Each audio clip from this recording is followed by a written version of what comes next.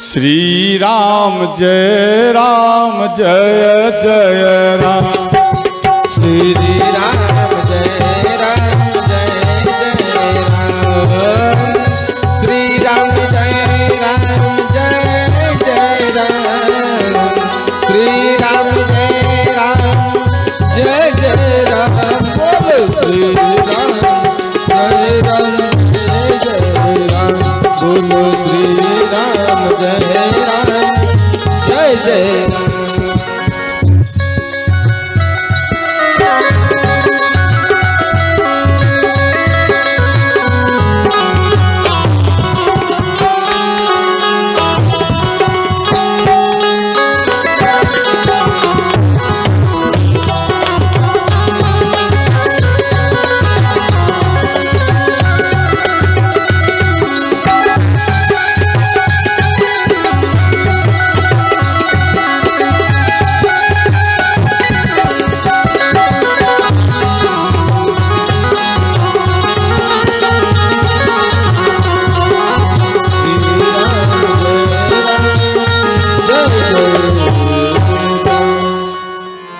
तो माता पार्वती कहने लगी, जय नाथ, भगवान कब कब अवतार लेते हैं?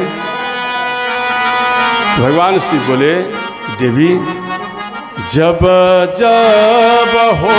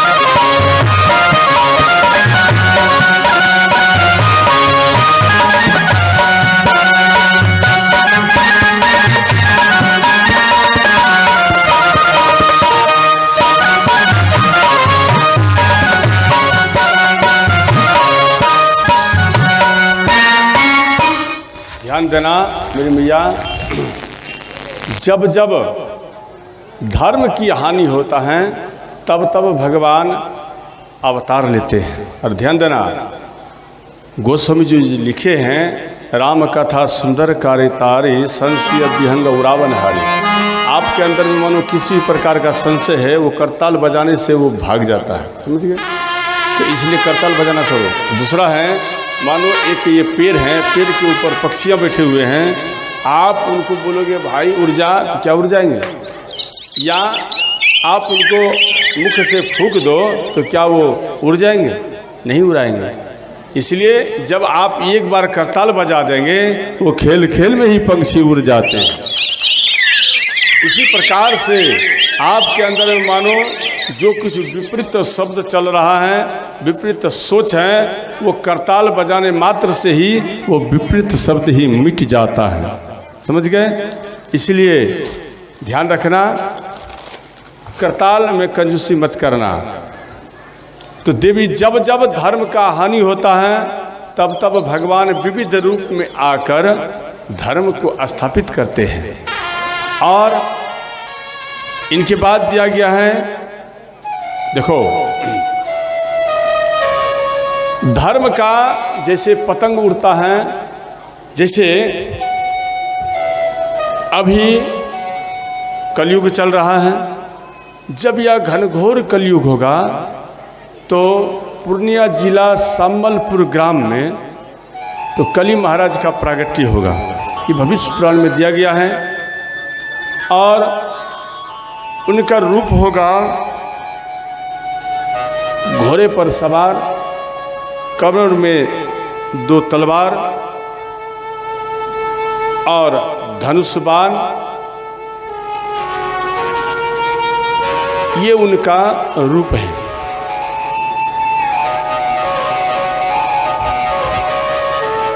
और इन रूपों में ही फिर धर्म का स्थापना करेंगे। जब पतंग होने लगेगा तब स्थापना करेंगे। तो ध्यान देना, तो यहाँ पर गोस्वामी जी लिखे हैं और भगवान शिव कह रहे हैं माता पार्वती को, देवी ध्यान देकर सुनो, अब हम भगवान जो प्रागट्य हुए हैं उनके मैं कारण बताता हूँ, क्यों प्रगट्य हुए हैं। तो माता पार्वती ध्यान से श्रवण करने लगी। वो भी कैसे? हनुमान जी जब कथा सुनते हैं तो हाथ जोड़कर, हर हमेशा वो हाथ जोड़कर एक एक वर्ड को वो ग्रहण करते हैं। उसी प्रकार से माता पार्वती हाथ जोड़कर और ध्यान से भगवान शिव की एक एक वर्ड को ग्रहण करते हैं। तो माता पार्वती बैठी हुई हैं हाथ जोड़कर और भगवान शिव कहने लगे, देवी द्वारपाल हरि के प्रिय को, द्वारपाल हे प्रिय रो, जय और विजय जान सब, जय और विजय जान सब, श्री राम जय राम जय जय राम, श्री राम जय राम जय जय राम, श्री राम जय राम जय जय राम। ध्यान देना,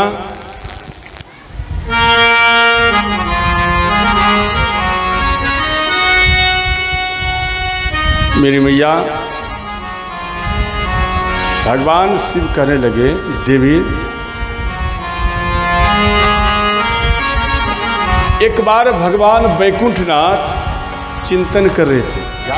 देखो, सोचने का भी तरीका दिया गया है, किस प्रकार से चिंतन करने से लाभ होता है, समझ गए?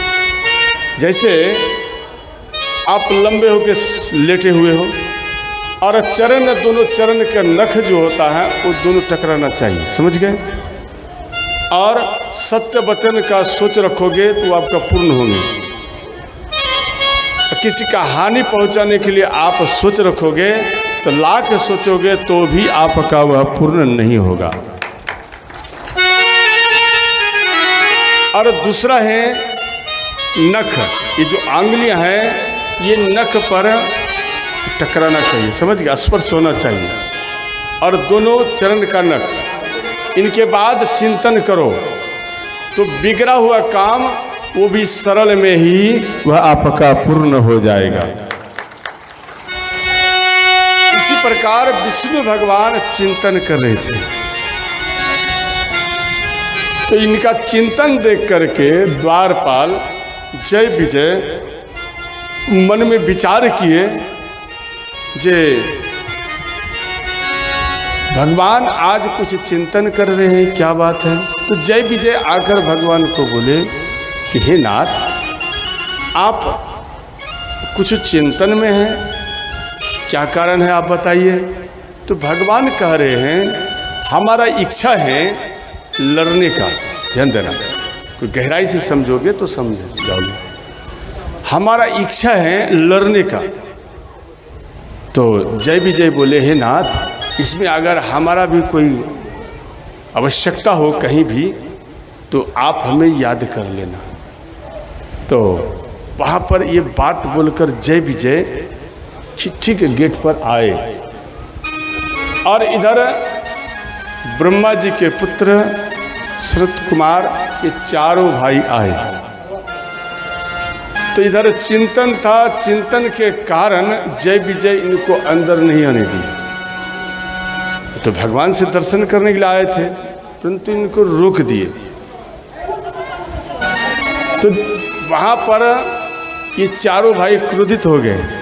संत कुमार देखो, ये चारों भाई के नाम से ही सनातन धर्म का पद्धति बना है, समझिए, सनातन धर्म बना है इस चारों भाई के नाम से। तो यहां पर अंत में इनको माना किए कि आप अंदर नहीं जा सकते। बोले नहीं नहीं, हम भगवान का दर्शन करेंगे, वो भी अभी करेंगे। बोले नहीं नहीं, आप नहीं जा सकते, भगवान कुछ चिंतन में है। तो यहाँ पर ये चारों कुमार यानी मुनि ये थे तो 50-50 हजार वर्ष का, परंतु देखने में लगते थे कि ये 5 वर्ष का है, ऐसा लगते थे। तो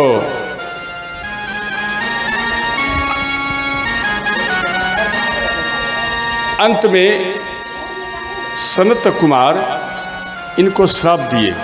देखो, रोकने का भी तरीका होता है। कुछ व्यक्तियों में सोच ऐसा रहता है, अच्छा बात अगर बोलेंगे थोड़ा सा चिढ़पन से, समझ गए, अच्छा ही बात मनो रोकने का तरीका थोड़ा हट जाता है तो थोड़ा दुख हो जाता है। उसमें रोकने का तरीका इनका विपरीत था, इसलिए इनको श्राप दिए जे तू राक्षस की तरह हमारे साथ व्यवहार कर रहा है, जा तू राक्षस हो जा, ये मेरा श्राप है। तो जय विजय इनके कारण, ध्यान देना, जब इनको राक्षस हो गए, ये राक्षस का श्राप मिले, तो ये डर से दरवाजे से हट गए और जय विजय भगवान का दर्शन करने के लिए आए, स्तुति विनती किए। ये सुनत कुमार स्तुति विनती कर फिर पुनः चले गए। इधर जय विजय ये त्राईमाम करते हुए भगवान के पास आए और चरण में गिर गए। बोले, हे नाथ, आज हमको ये चारों राज के चारों कुमार ये हमको श्राप दे दिया है, इसलिए।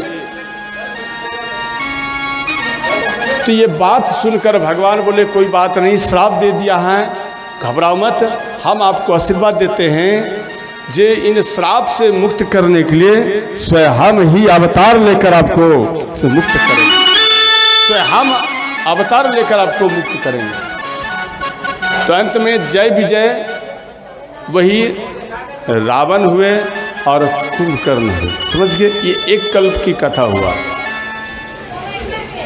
अब भगवान मन में विचार कर रहे हैं कि किस प्रकार आगे का लीला किया जाए। तो एक पृथ्वी श्री ब्रह्मा जी को दिए और ब्रह्मा जी को बोले आप एक काम करो, इनमें रचना करो। पृथ्वी दिए तो रचना करने के लिए इनको दिए। देने के बाद